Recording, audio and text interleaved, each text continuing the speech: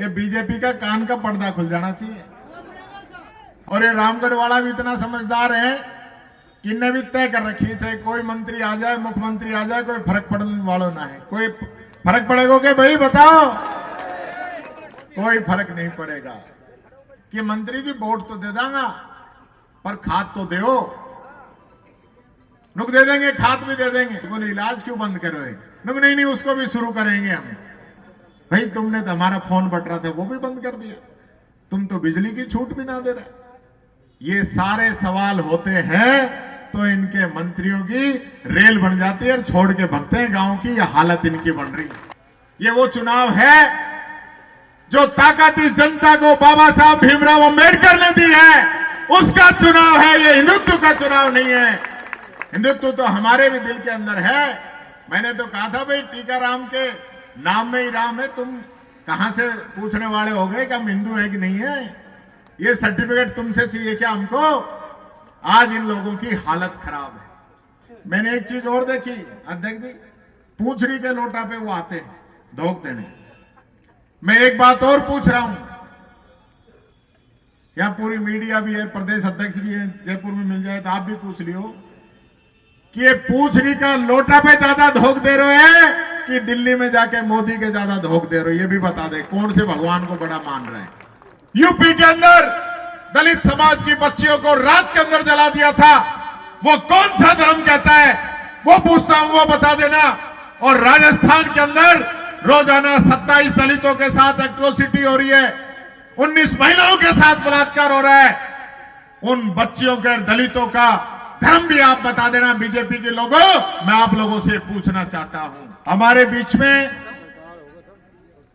हम सबके नेता, एआईसीसी के महासचिव, आसाम और मध्य प्रदेश के प्रभारी, पूर्व केंद्रीय मंत्री यशस्वी भंवर जितेंद्र सिंह जी हमारे बीच में मौजूद, राजस्थान प्रदेश कांग्रेस कमेटी के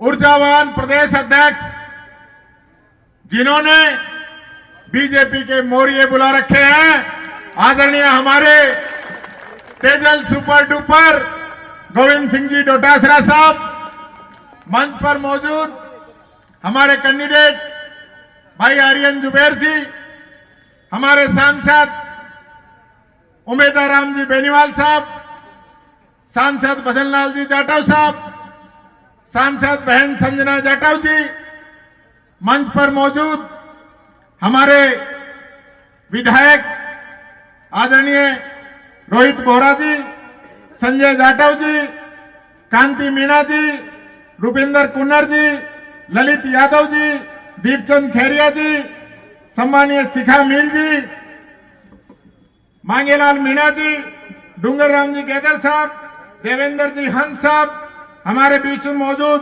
पूर्व मंत्री शकुंतला रावत जी, कृष्ण मुरारी गंगावत जी, धर्मेंद्र राठौड़ जी, पूर्व विधायक आदरणीय राजेंद्र गंडूरा जी, जोरीलाल जी मीणा साहब, अमर सिंह जी जाटव साहब, सम्मानीय हमारे एनएसयूआई के प्रदेश अध्यक्ष भाई विनोद जाखड़ जी, हमारे जिला अध्यक्ष योगेश मिश्रा जी, और भाई मंच पर मौजूद सभी सम्मानित मंच, क्योंकि नाम तो मैं सबका ही लेऊं पर फिर चक्कर पड़ेगा, कोई ना कोई रह जाएगा।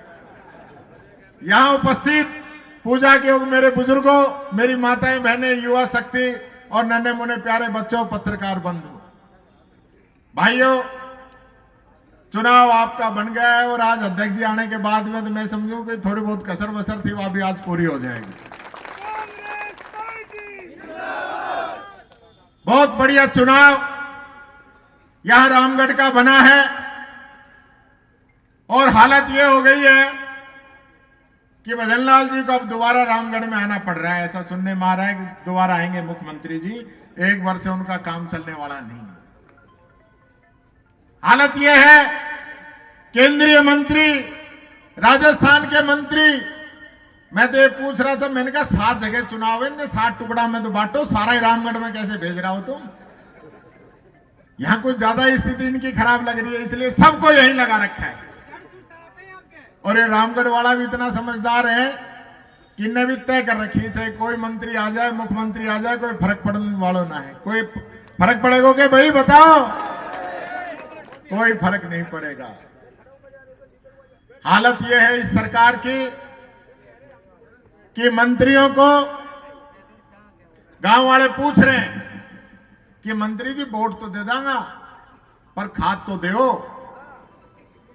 नुक दे देंगे, खाद भी दे देंगे, तो बोलो पेंशन दो। बोलो पेंशन भी दे देंगे, तो बोलो स्कॉलरशिप दो। बोलो वो भी दे देंगे, तो बोलो बेरोजगारी भत्ता दो। बोलो वो भी दे देंगे, तो बोलो इलाज क्यों बंद करो? नुक नहीं उसको भी शुरू करेंगे हम। नुक तुमने तो किट भी बंद कर दिया गरीबों का। अरे साहब उसको भी शुरू कर देंगे। भाई तुमने तो हमारा फोन बट रहा था वो भी बंद कर दिया। तुम तो बिजली की छूट भी ना दे रहे। ये सारे सवाल होते हैं तो इनके मंत्रियों की रेल बन जाती है और छोड़ के भगते हैं गांव की। यह हालत इनकी बन रही है। फिर सीधा आ जाते हैं, नहीं नहीं ये तो हिंदुत्व का चुनाव। क्यों भाई? ये चुनाव तो देश के संविधान का चुनाव है। ये वो चुनाव है जो ताकत इस जनता को बाबा साहब भीमराव अंबेडकर ने दी है, उसका चुनाव है। ये हिंदुत्व का चुनाव नहीं है। हिंदुत्व तो हमारे भी दिल के अंदर है। मैंने तो कहा था भाई टीकाराम के नाम में ही राम है। तुम कहां से पूछने वाले हो गए कि हम हिंदू है कि नहीं है? ये सर्टिफिकेट तुमसे चाहिए क्या हमको? आज इन लोगों की हालत खराब है। कह रहे रामगढ़ में भगवा फहराएंगे। मैंने कहा हमको तो खूब भगवा दिख रहे। कौन मना कर रहे हो भाई? कौन मना कर रहा है? लोगों को गुमराह करने के लिए ये लोग तरह तरह की बातें बना रहे हैं और अभी तो बनाएंगे। जो 4-5 दिन से चुनाव क्लियर हुआ है। और विशेष रूप से मैं कहना चाहूंगा दलित समाज का मैसेज आ गया है कि हम तो हमारी बहन संजना के, हमारे भाई भजनलाल जी के और वे हमारे बेटे टीकाराम जूली के हाथ मजबूत करेंगे, क्योंकि चुनाव तो हमारे नेताओं की इज्जत का चुनाव है। और ये मैसेज आ गया है और सब लोगों ने यह तय कर लिया है कि जिस पार्टी के राष्ट्रीय अध्यक्ष हमारे समाज के हो, वो पूरा समाज हमारे राष्ट्रीय अध्यक्ष खड़गे साहब के हाथ मजबूत करने के लिए इस पूरे चुनाव में एकजुट होकर निकल चुका है। ये जो हमें बांटने का काम कर रहे हैं, इस संविधान को तोड़ने का काम कर रहे हैं, संविधान को जलाने का काम कर रहे हैं, ये कहते थे कि 400 पार लेके आएंगे और संविधान को बदलेंगे। अब इनसे पूछ लेना कि भाई अब के ढंगे तुम्हारो संविधान बदलने को 400 पार चाहिए के? नुके जिक्र ही मत करा 400 पार को। तो ये हालत इन लोगों की होगी। जयपुर के अंदर मेरे से पत्रकारों ने पूछा कि बीजेपी के मंत्री ये कह रहे हैं कि हम 11 महीने का जो हमारा काम है उसके आधार पर वोट मांगेंगे। तो मैंने कहा इस मंत्री को और पूरी सरकार को कसम है अगर 11 महीना का काम पे वोट ना मांगी तो। इन 11 महीना का काम पे वोट मांगना जिनकी जमानत जब्त नहीं हो जाए। कह रहे हो कि भाई तुमने कोई एक काम तो गिना दो। ये हमारे प्रदेश अध्यक्ष जी पूछते हैं कई बार मुख्यमंत्री जी से कि हेलीकॉप्टर से घूमन से फुर्सत मिल जाए तो बता दिए भाई। भ्रमण मुख्यमंत्री बना हुआ है। मैंने एक चीज और देखी अध्यक्ष जी, पूंछड़ी के लोटा पे वो आते हैं धोख देने। मैं एक बात और पूछ रहा हूं, यहां पूरी मीडिया भी है, प्रदेश अध्यक्ष भी है, जयपुर में मिल जाए तो आप भी पूछ लियो कि ये पूंछड़ी का लोटा पे ज्यादा धोख दे रहे हैं कि दिल्ली में जाके मोदी के ज्यादा धोख दे रहे हो? ये भी बता दे कौन से भगवान को बड़ा मान रहे हैं। जो आदमी भरतपुर से ज्यादा दिल्ली दरबार में हाजिरी लगाता हो, यह हेलीकॉप्टर पायलट आते ही दिल्ली की तरफ मुंह करके खड़ो करे। उन्हें पता है कि 99% दिल्ली जानो और कहीं जानो ना। पर्ची आए नहीं, मुख्यमंत्री आगे चले नहीं। चलो एक बात बताया, रामगढ़ में आयो फरवरी के अंदर और यहां बड़ो बड़ो साफो बंधो है। मेरे साफो बांधो। मैंने क्या होगा भाई? लोग भागीरथ बन को गंगा ले आयो, यहीं पे चंबल को पानी आ गयो। बंधुआ को और लोकसभा का चुनाव में वोट मांग के चला गया।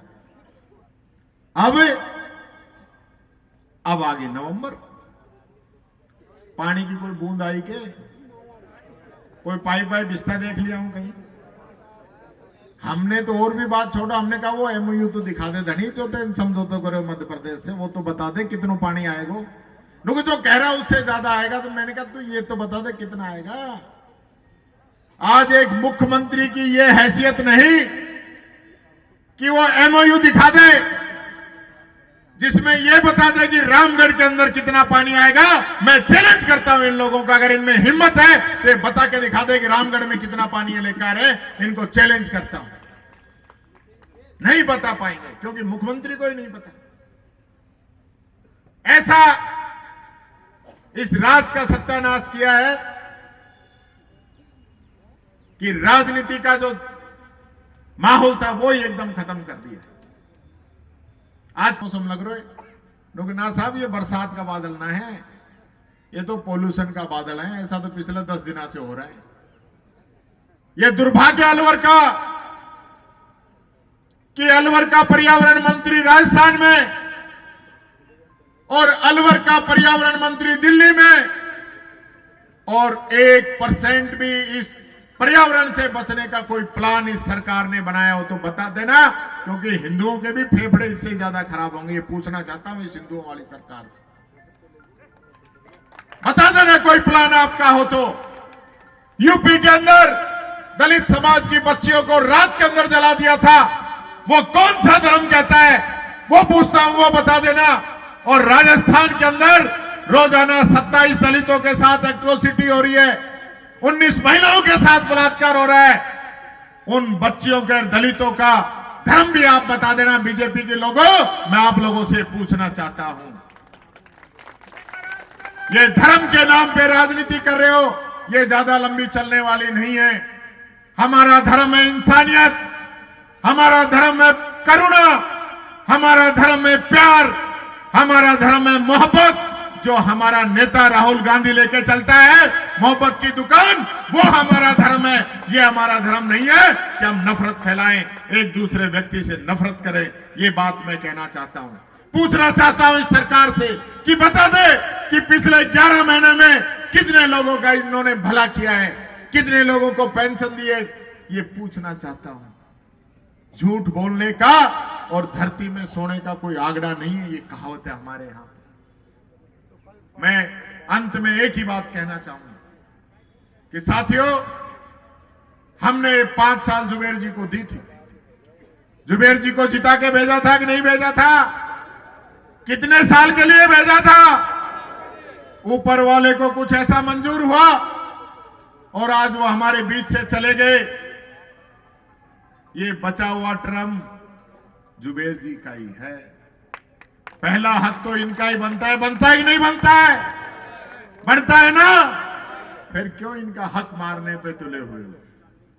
जिनका हक है उनको मिलना चाहिए, ये भी हमारा धर्म कहता है। हमारा धर्म नहीं कहता कि हम किसी दूसरे व्यक्ति का हक मार के चलें।